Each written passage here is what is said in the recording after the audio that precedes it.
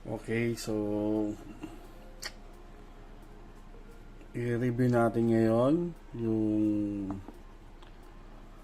wireless tattoo machine na nabili ko online sa Shopee to be exact. Etong Rocket wireless tattoo machine, mini Rocket tattoo machine, Japan Motor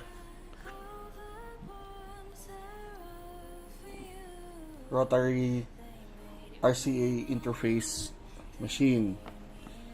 So nabili ko siya sa Shopee for 2,100 pesos. Ito siya. And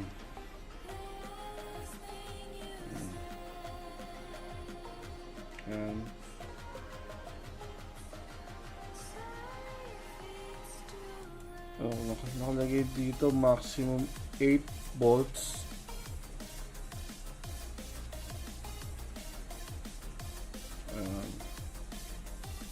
Kasi yung RCA. So, ito yung battery niya. 1,200 mAh.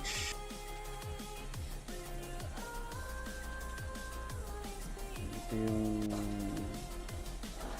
actually kung yung 6, 7, 8, 9, 11 kung yan yung voltage. So nakalagay dito maximum 8 volts. I'm not sure kung para saan itong 6, 7, 8, 9, 10 ay 6, 7, 8, 9, 11. But I think yung indicator niya nasa baba, ayun yung battery power niya. Yan. So pinindot mo siya dito.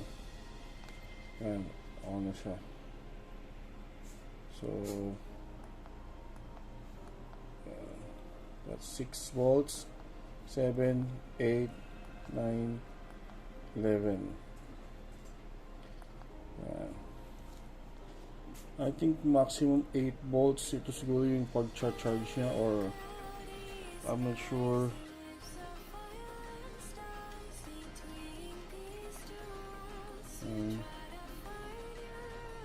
Tingnan natin sa manual. Bali dalawang binili ko guys, isang pula tsaka isang black. Tignan ko kung maganda yung, so far okay naman yung yung paint niya maganda, hindi mukhang cheap yung pagkakapintura sa kanya. Parang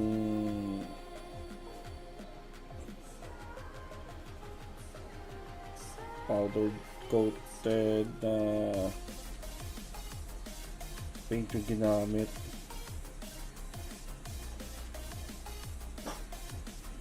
Ayan.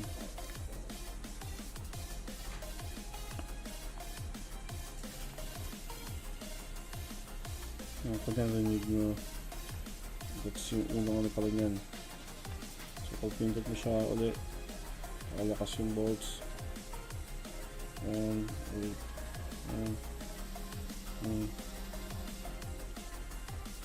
nagamit ko na siya, no? So ginamit ko na siya, umabot naman siya nung nakatapos naman ako ng 3 hours na tattoo. Wala namang hassle so far.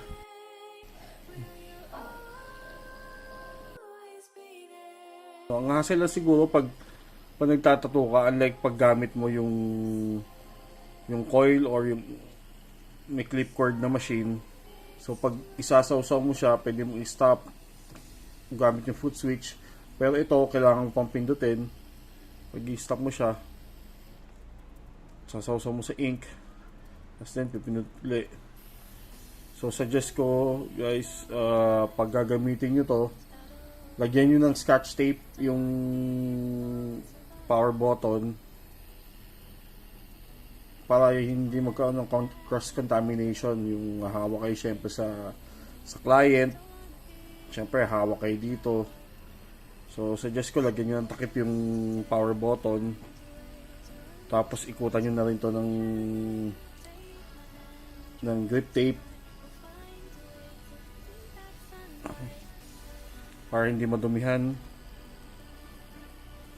Ayan. Tapos pag i-adjust nyo yung sa needle, na iikot siya dito. Iikot siya. Ayan. Pag gusto nyo ng mas mahaba yung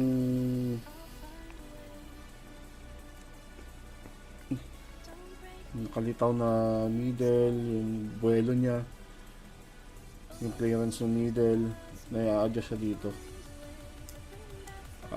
Sample tayo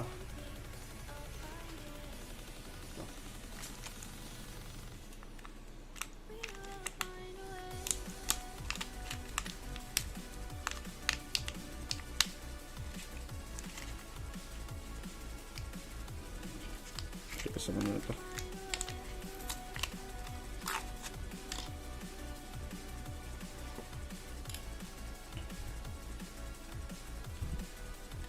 Yan.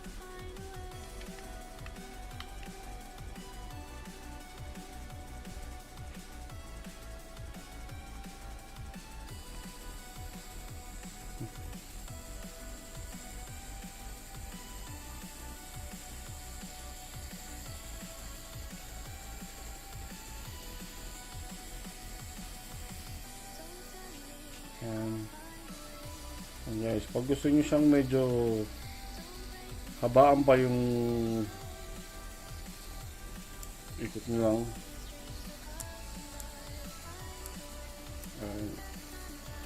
pagpapunta sa pag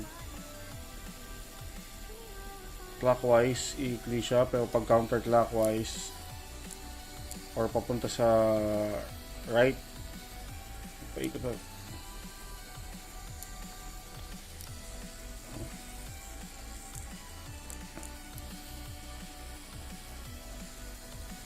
Kanya sumahaba siya.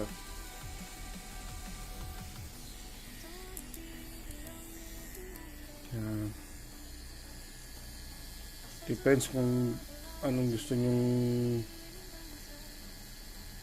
speed or kung saan kayo masanay na clearance na haba ng needle. Na-adjust naman siya. Ayan.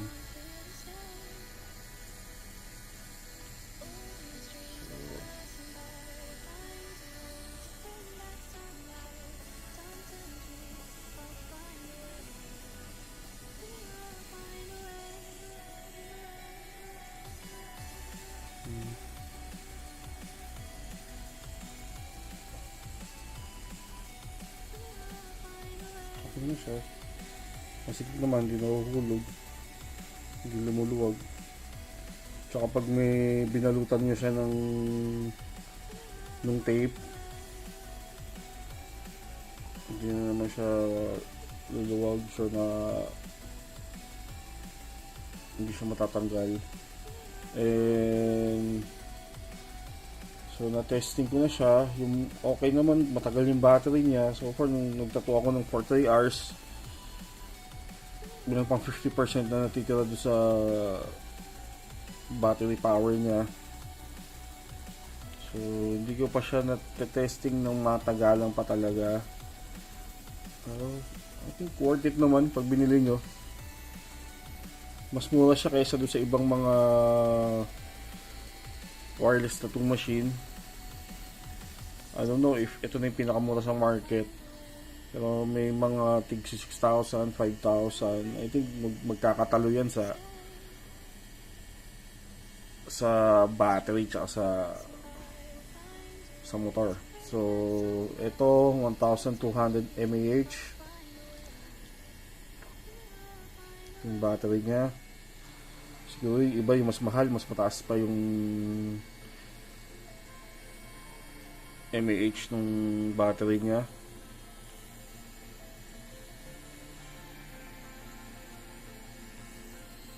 Ayan.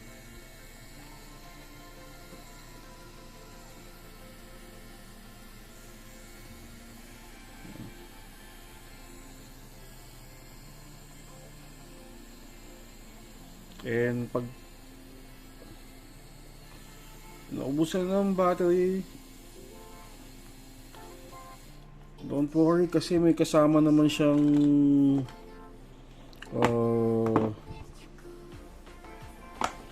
RCA cord.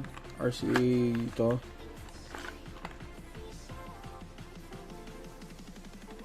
Ito yung USB cable to.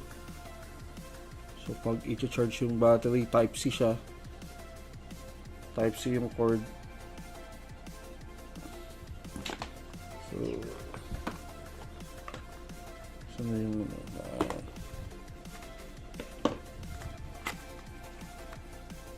ito yung RCA cord nya. Yan. So pwede siyang gamitin sa kung meron kayo yung regular na sa power supply, gusto nyo gumamit ng foot switch, so pwede nyo gamitin to RCA cord para pwede nyo i-on and off madali, unlike dun sa kailangan ko pang pumindot ng power, kailangan ko pang i-on and off yung pag kunyari gusto nyo syempre habang nagtatato ka punas, hindi man laging kailangan nakabukas yung machine. Ayan. Pero kung actually ano naman talaga to sanayan lang naman wala namang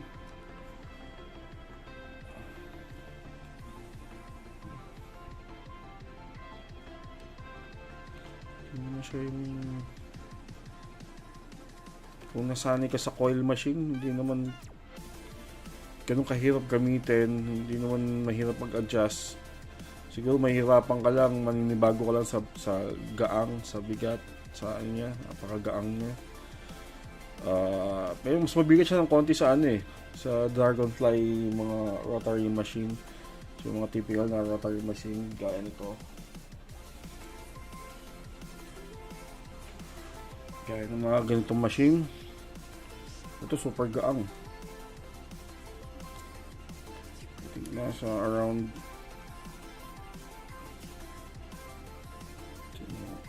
50 grams lang siguro to, 50 to 30 grams, 30 to 50, hindi mo sigurado pa sa 100 grams to.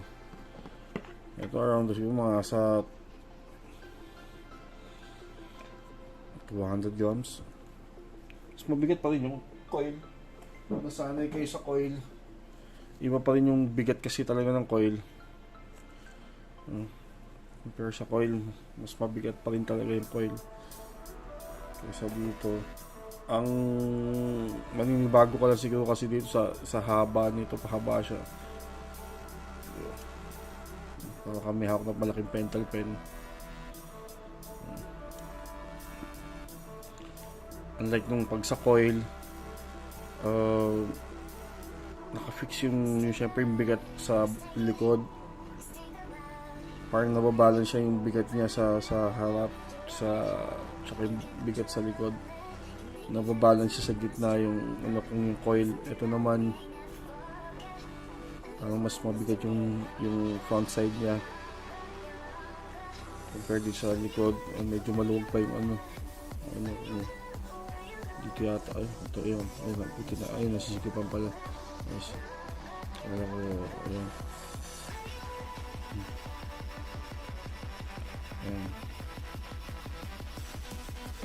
Once ko pa lang siya nagamit so far, okay naman. So, try ko pang gamitin madalas. Ito, pero mas, I don't know, sa akin for personal opinion ko lang, mas prefer ko pa rin talaga ang coil machine kaysa sa mga ganito klase ng machine. Kasi ito napakadali niya nang gamitin. Yun lang siguro yung advantage niya, napakadali, hindi mo na siya kailangang adjust, wala ka lang kailangang linisin na backspring, unlike dito sa coil machine. Pag tagal-tagal kailangan mong linisin yung backspring kasi yung contact point, yan yung backspring kailangan malinisin kasi lalo na pag medyo matagal na, kailangan may adjust din. yung contact screw niya sa back spring, kailangan mo i-adjust. Minsan wala sa tono. Yan, pero mas prefer ko pa rin kasi kumbaga sa mga musikero, sa mga gitarista, syempre mas magandang may alam ka pa rin sa pagtotono ng machine mo kaysa doon sa salpak ka lang ng salpak ng needle. Mas maganda pa rin yung na-adjust mo sa preferred mong lakas, yung penetration ng needle, yung clearance from sa tip, gaano kalakas, gaano kahaba yung lumalabas na needle. Ako, I've been tattooing for 22 years. So, for me, wala pa rin tatalo talaga sa coil eh. Iba talaga ang coil eh.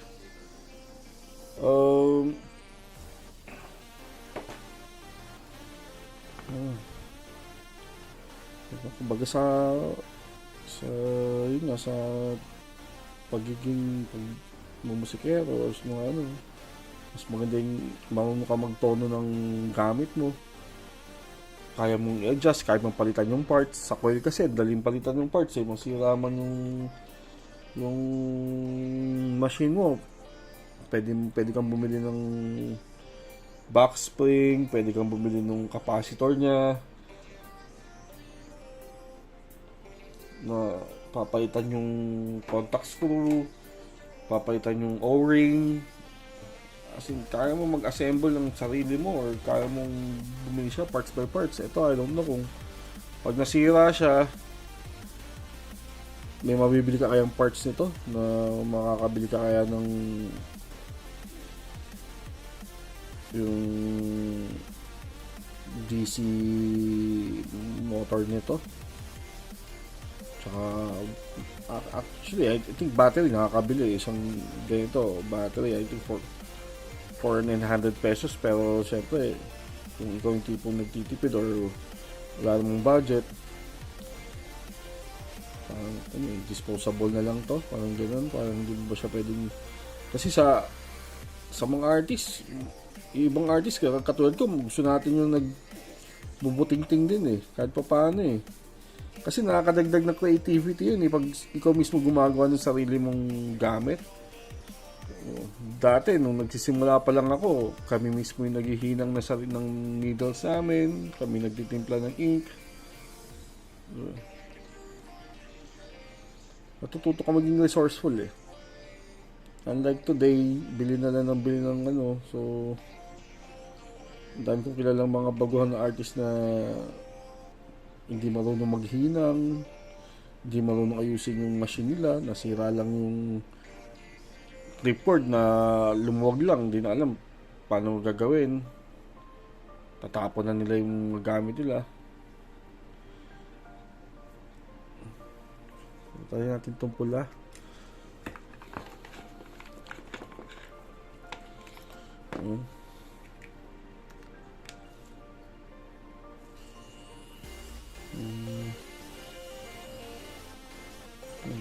Malogin nyo ayan.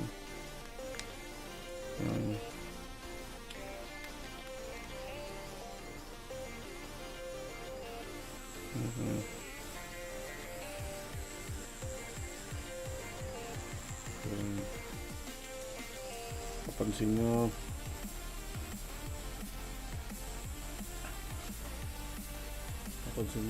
medyo maikli yung okay na siya. Pag gusto yung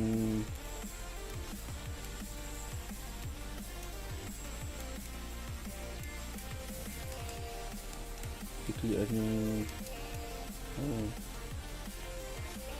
yan, ito yung papansin nyo, mas maikli yung kalabas na needle, i-adjust siya. Gusto yung habaan, yan.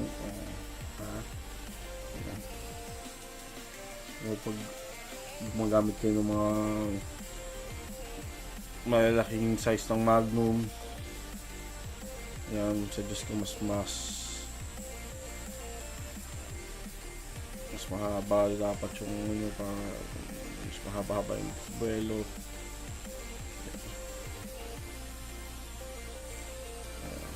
Ano yun?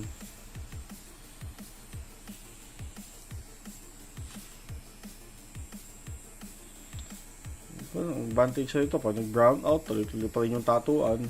Unlike nung pag coil machine yung gamit nyo or yung regular na ganito, pag nag-brown out na, wala na. Stop na yung tattoo session. So, kung balak nyo mag-try ng wireless tattoo machine, siguro bigyan ko to ng grade na from 1 to 10. 10 yung highest. Siguro I'll give it a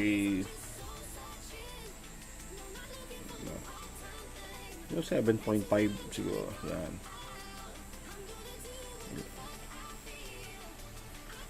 Yan.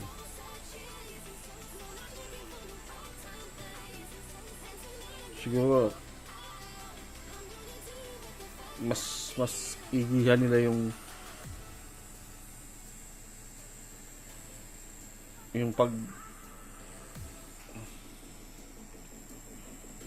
medyo hindi siya ano sa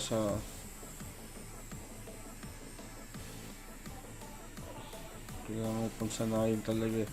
Kailangan siguro mas maganda gawa sila ng talagang swak sa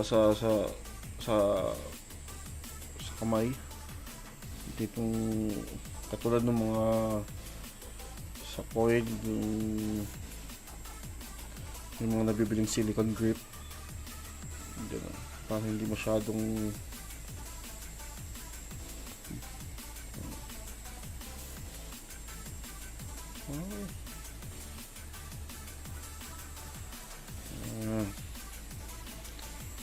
so guys, try nyo bumili. Pero syempre gaya ko na kung kahit ganun din sa inyo, pero mas prefer ko pa rin talaga yung coil machine. Iba pa rin talaga yung perfectly tuned na coil machine.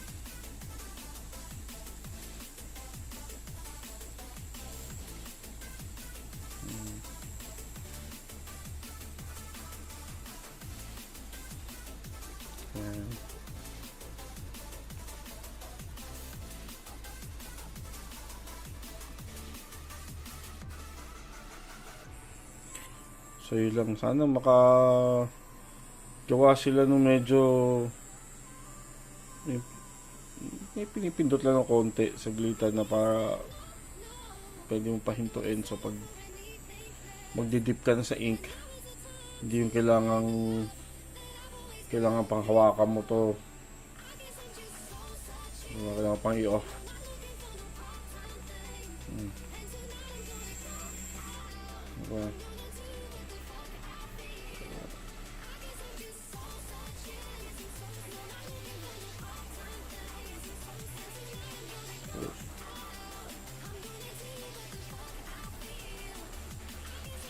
Okay. Ayan. Mini Rocket Tattoo Machine Set, Japan Motor Wireless Tattoo Machine. Worth isang set siya 2,180. Ayan. Pero pag ito lang bibilin mo, nasa 1,100 siya. Pag ito lang machine head. Pag ito lang naman battery, nasa 990 yata. Nasa 990 something. Yan. So, pwede mo siyang bilhin ng walay. So, pag bumili ka naman ito, ang kasama niya is yung RCA cord na. So, magagamit mo siya. Ayan.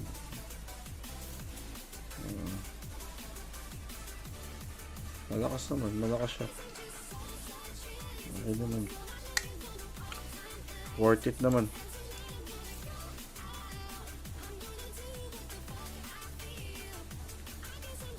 Okay naman gamitin.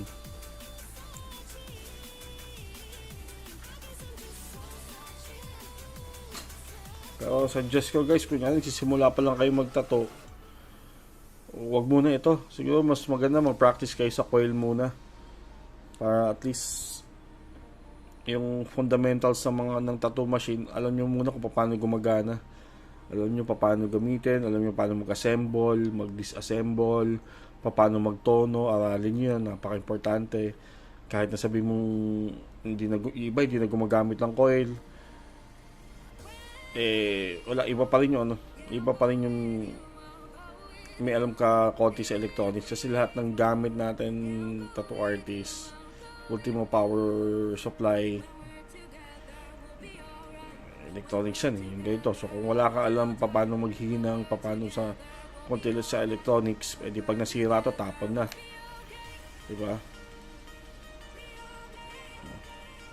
So mas okay pa din yung matuto ka ng konti. Pag lumuwag yung RCA cord mo, kaya mong ayusin.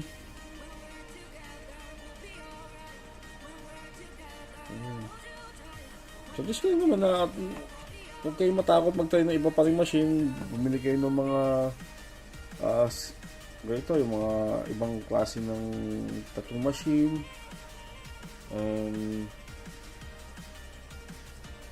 Iba't ibang klase ng coil machine. Ako sa mga gamit ko, siguro ang coil machine ko nasa 15. Iba't iba.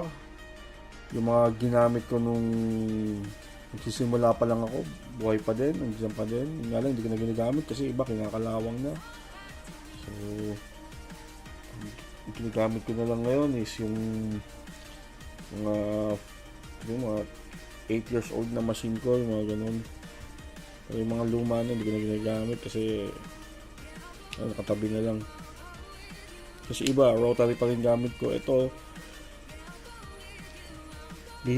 once ko pala nagamit, tatry kong gamitin sa mga future na tattoo session ko, and balitaan ko kayo kung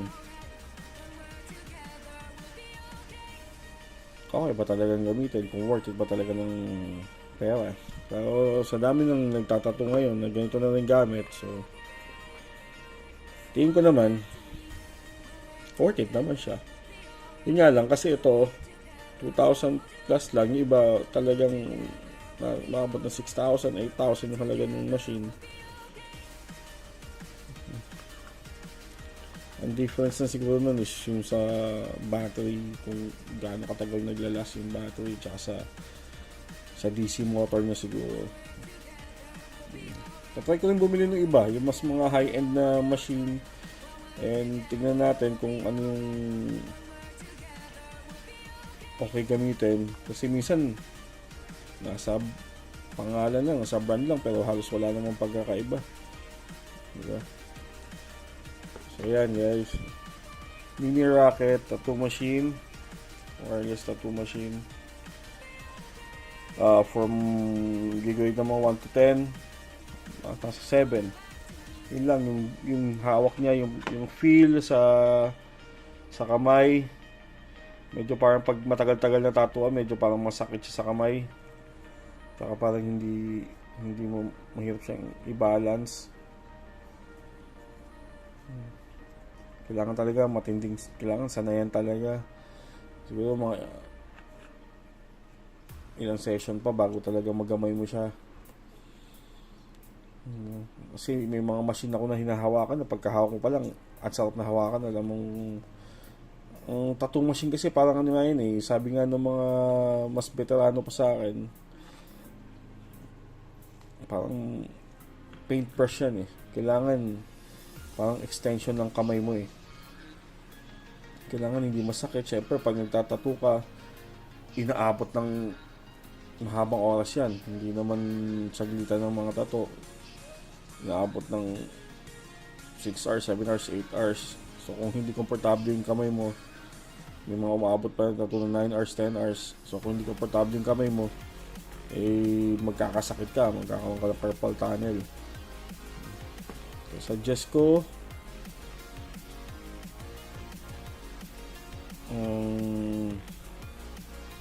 kung baguhan pa lang kayong tattoo artist, kung ngayon pa lang kayong mag-start, huwag muna ito. Mag-start kayo sa coil, yung sa basic tattoo kit muna. Huwag muna ito. Kasi mas okay yung masanay kayo sa old school na style. Kasi pag gumamit ito, kasi mas madali ito eh. So, mas madali kayo makakapag-adjust. Pero pag gumamit kayo nito, inunan ninyo, tapos din, makakahawak kayo ng coil machine, ang laking pagbabago. So, as in, maninibago kayo ng sobra talaga. Ibang-iba yung coil machine kasi yung vibration ng coil, yung bigat. So, kumbaga sa kotse, mas okay na yung matuto ka sa manual kaysa matuto ka sa automatic. Kasi pag marunong ka sa manual, kahit anong automatic na kotse na kaya mo i-drive. Pero pag sa automatic ka natuto, hindi mo may drive yung manual. Ganun lang naman. So, suggest ko lang sa mga baguhang tattoo artist, doon muna sa coil machine muna kayo mag-start before nyo i-try itong mga ganitong klase ng tattoo machine. Then pag set na kayo, naka-establish na kayo ng client base nyo, kumikita na talaga kayo, okay lang mag-invest sa ganito, sa ganitong machine. Worth it naman siya, worth it naman gamitin. Yun nga lang, masyadong madaling gamitin, parang nakakabobo ng konti. Kasi nga wala ka lang kailangan gawin, wala ka lang kailangan i-adjust, hindi mo na kailangan ito, no? Kumbaga sa pagdadrive nga, tapak-tapak si linya doon na lang, wala ng clutch, wala ng gear. So walang, hindi andam ng konti utak mo. So, okay, yan. Thank you guys sa panonood. I hope panoorin nyo yung ibang mga i-upload ko pang video na iba pang mga review natin sa iba pang mga tattoo machines or tattoo equipments. Iba't iba pang mga art equipments, hindi lang sa tattoo, sa painting, sa digital drawing, sa actually everything about art. Tatalakayin natin yan sa future. So thank you guys, that's it. Kung may question kayo, comment lang, and leave nyo email nyo, email ko sa inyo kung gusto nyo